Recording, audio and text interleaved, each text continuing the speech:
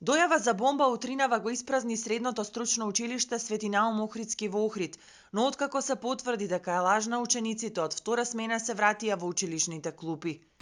Ова е прва дојава за бомба во Охридско училиште. Директорот на училиштето вели дека дојавата за поставена експлозивна направа во училиштето ја добил утринава на службениот мил. Веднаш пријавил во полиција, а откако службениците ги направиле потребните проверки, се установило дека станува збор за лажна дојава за бомба. Веднаш после тоа вработените се вратени на работа, а втора смена од наставата продолжува да се одвива непречено. Директорот вели дека пораката била испишана неразбирливо како да е преведена од Google Translate.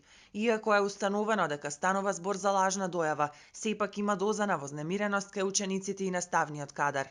Од прилика содржината гласеше дека во училиштето има поставена експлозивна направа која би можела да се активира.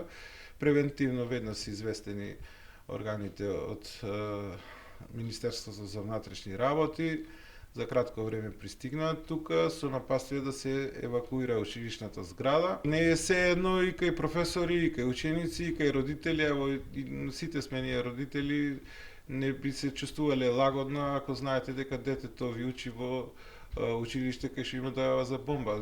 Од во голем број случаи, не во голем, скоро во сите случаи знаеме дека се тие лажни дојави, ама сепак онај момент на собнеш постои кај секој од нас. Од Министерството за внатрешни работи брифираат дека се направени сите потребни проверки во врска со денешната пријава дека на електронската адреса на едно училиште во Охрид е упатена закана за поставена експлозивна направа. Наведуваат дека веднаш по добиената пријава полициски службеници презеле мерки за безбедно евакуирање на објектот, а потоа се извршени детални антитерористички проверки и утврдено е дека станува збор за лажна пријава. За прв пат дојави вчера пристигнаа и во училишта во Струга, Тетово и Прилеп. По евакуацијата екипи од МВР направија проверки и уште еднаш констатираа дека станува збор за лажни дојави. Повеќе од 2 месеци ученици и родители во Македонија живеат во страв поради речиси секојдневните закани за бомби низ училишта, трговски центри и објекти на администрацијата. До денес, за среќа, сите биле лажни.